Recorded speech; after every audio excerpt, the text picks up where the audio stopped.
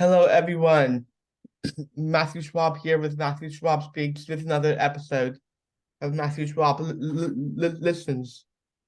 Today, I'm talking to Kandi Pickard, the CEO of the National Down Syndrome Society, and she's also a mother, and she's a great supporter of mine.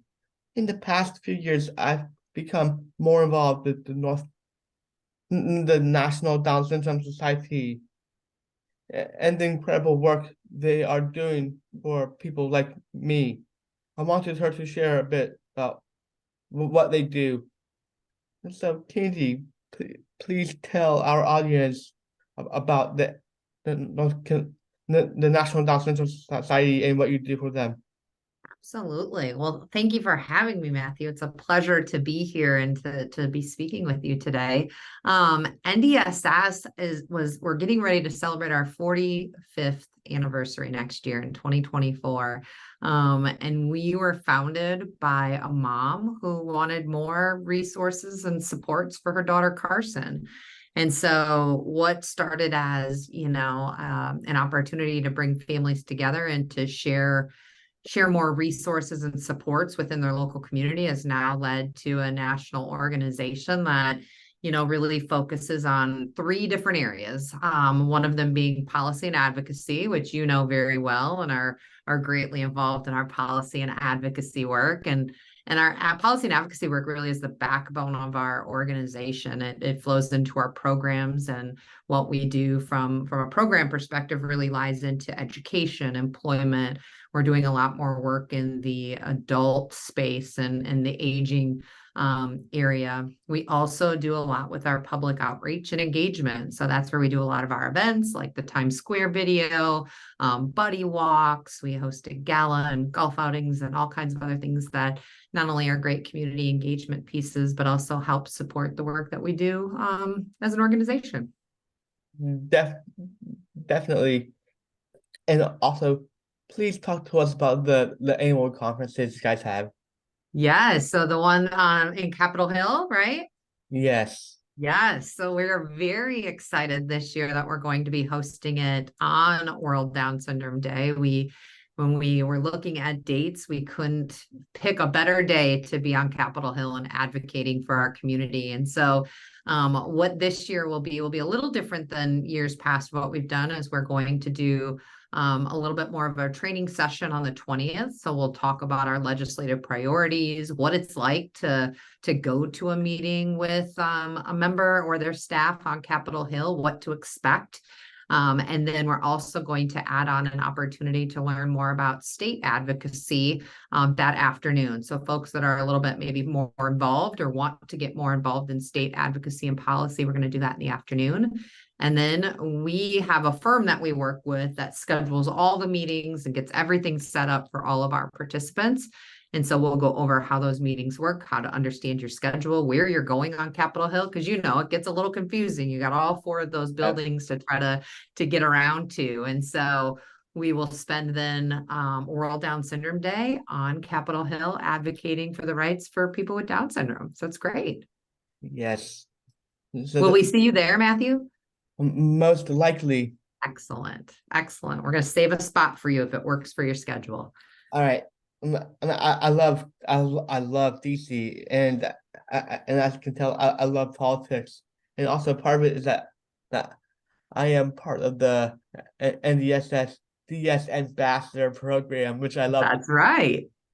It's the best program. We love having you and so many other great self-advocates just spreading the word about how important, right? Being able to share your story and advocate for laws that impact your future. So it's great. Yes, thank you. So please, what are the plans for the future for NDSS? So plans in future, we actually last year finalized our strategic plan and kicked it off in January of this year with support from our board of directors. And so we are really kind of in the depths. We're about 10 months into our strategic plan, but we're really focused on really looking at our aging population. That's been a priority for me since I've stepped into my role almost 4.5 years ago, is really looking at how do we create more resources? How do we do more advocacy and policy work around our aging population that also ties into Alzheimer's? I think we're having a lot more discussions, and research is now showing us just some different ways that we need to change some laws, and we need to make sure that our families are prepared for our population living longer, which is a great problem to have.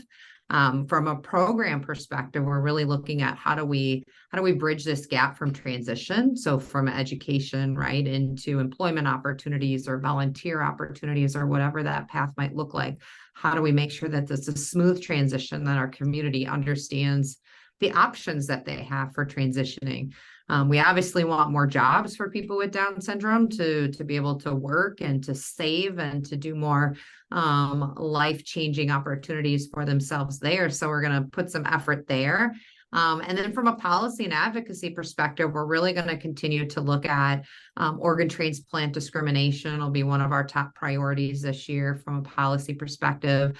Continuing to work on transformation and competitive employment, making sure that people with Down syndrome get paid an equal wage for the work that they're doing. We know how important that is. And then we're also going to start to take a look at just some of these other outstanding areas that impact our community. And we're getting a lot of feedback from our community around understanding benefits and understanding, home and community-based services. And so we want to kind of start to navigate that and what that looks like from a policy perspective and where we can advocate on that as well. Definitely. So, is there anything you'd like people to know about Down syndrome? Anything I'd like to know about Down syndrome? Anything that you like people to know about it?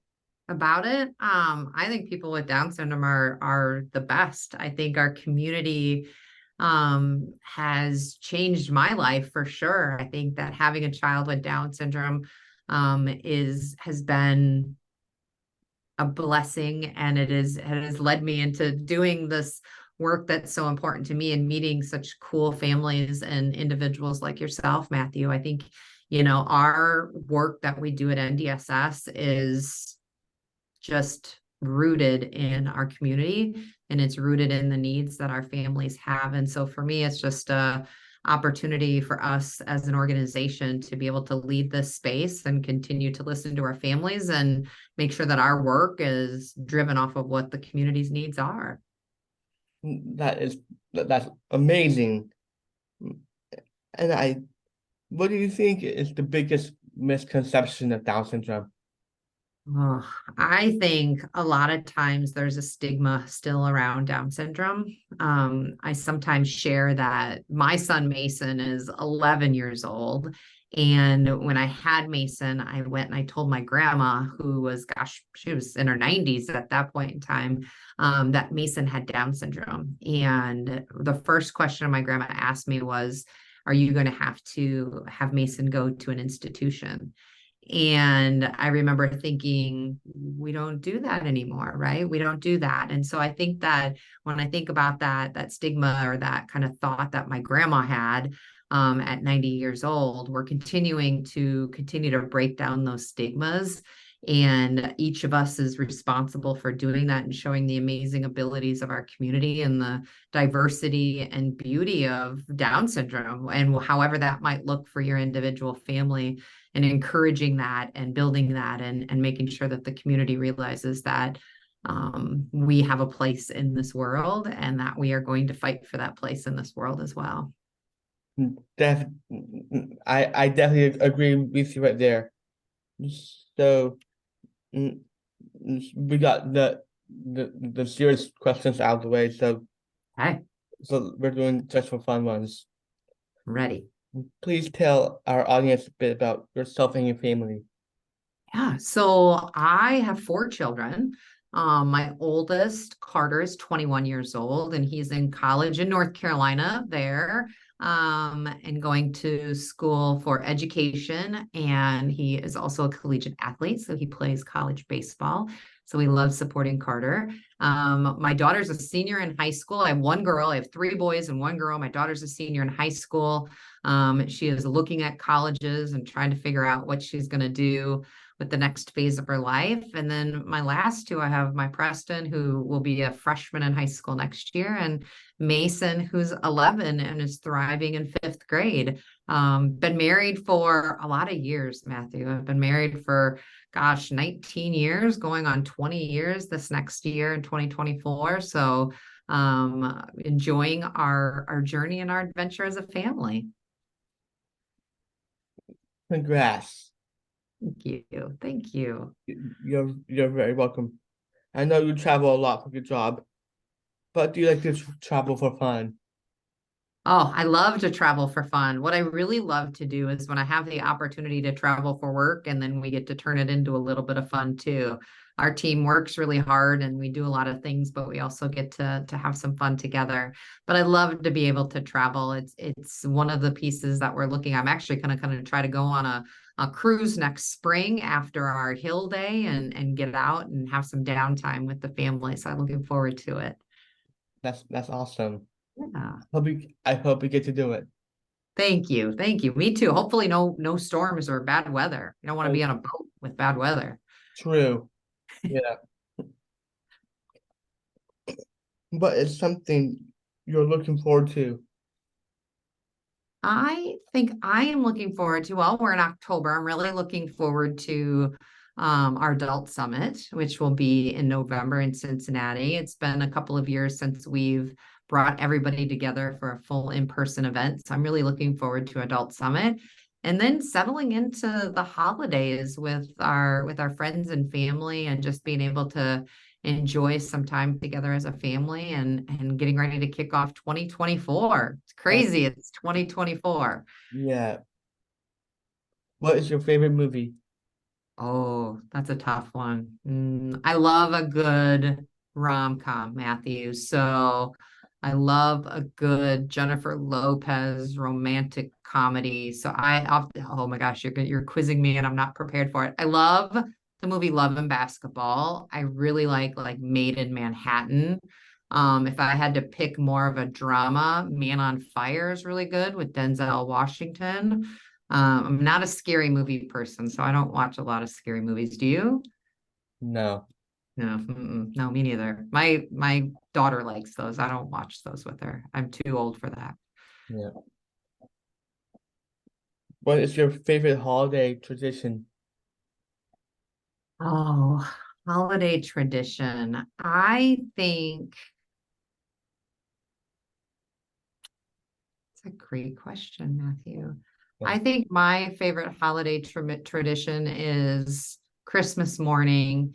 Waking up, we all go downstairs on Christmas morning together, and so nobody gets to go down and sneak and see anything before the whole family goes down. And so we wake up and we kind of have the opportunity to reflect on our blessings and reflect on all the great gifts that were given before we have some time together, opening our presents and spending the day together. So that's always a great opportunity for us, and a great tradition.